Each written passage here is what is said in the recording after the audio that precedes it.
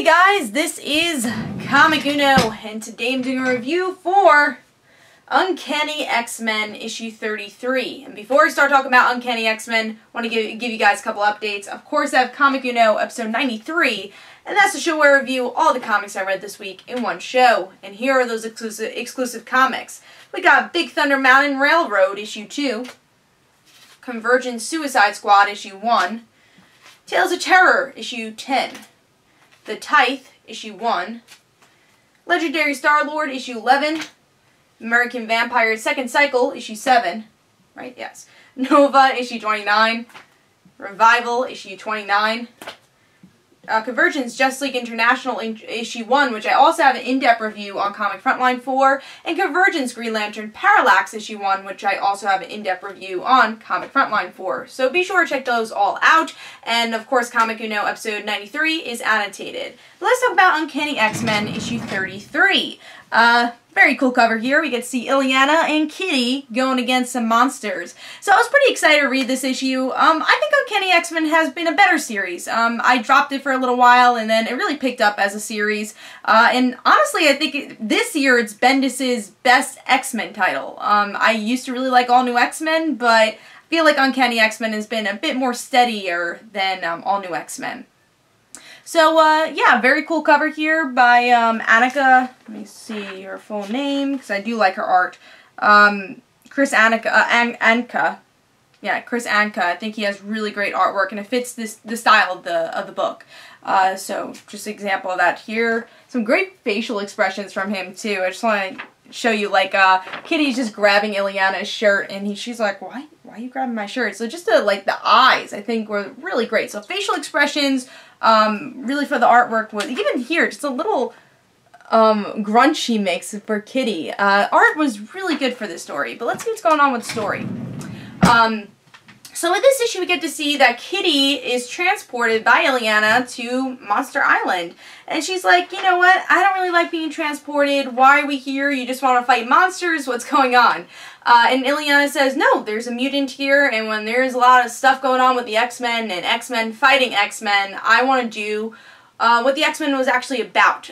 What the team was formed for was to help other mutants, help new mutants. And Kitty agrees with that. It's like, sure, let's do that. So they find a child named Boo who doesn't speak much English, but she finds out about her powers. And her father wanted to kill her on Monster Island and drops her there. And Kitty and kind of Illyana are trying to calm her down and bring her to the, Jean Grey Institute. And that's how the issue ends. We get to see that the mutant goes back to, or, is helped by Kitty and Illyana.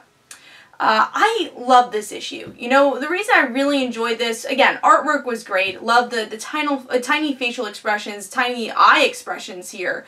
But what I loved about this issue was it was old school X-Men, and they kept making those nods, saying this is what the X-Men was always about, and we kind of lost our way. And even Illyana and Kitty kind of lost their way in their friendship, and Illyana says in the end of the issue, she said, I kind of miss this. And she's like, what do you miss? It's like, our friendship, I miss it. And she's like, oh, we've always been friends. Like, no, not like this. I want this to be again, and also my brother. I want to find my brother. So it's that old school X-Men feel to it, but also obviously still having our characters go through what they've gone through. Obviously Kitty, Illyana, Illyana and Colossus. Colossus is not hardly even in the X-Men books now. I think he's only in Amazing X-Men, but it was just a fun ride. And if you like Illyana and Kitty, you just get to see the highlight of their friendship. Illyana being this dark one, not really want to be touched, but Kitty's, trying to make her laugh. And by the end, Kitty's a pretty sarcastic person, and sometimes she makes some sarcastic jokes that can hurt people. And Illyana says, hey, you call me this mysterious dark person kind of hurts my feelings. So I like their relationship a lot here. But again, it's going back to bringing this new mutant, trying to help this new mutant, and bring them to the Jean Grey Institute, which made this issue for me. And even those the dialogue moments between Boo and Kitty, saying, oh, what's your name? And it's like, oh, Kitty, Kitty Cat. And, it's been such a long time since they've called her Shadow Cat, but it just gives those little references. Also, the last panel with Nightcrawler, where Kitty's like, oh, you probably shouldn't talk to her. She's probably a little scared of you. And that goes back to, you know, Kitty when she was 13 and when she first saw Nightcrawler. She's best friends with him now, but she was scared of him when she first saw him. It took her a while to adjust to Nightcrawler and to this mutant world. So I love this issue. It goes back to the basics, and sometimes that's a great enough issue. You don't have to have explosions and mutants against mutants.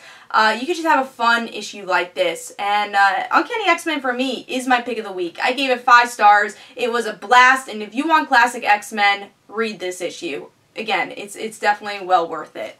So hope you guys enjoyed. This is Comic Uno. Don't forget to follow me on Twitter. Don't forget to like my Facebook page. Also, in the description below, there's links for my comic book, Like Father Like Daughter. And don't forget to like the Facebook page of Like Father Like Daughter. And I'll see you guys later.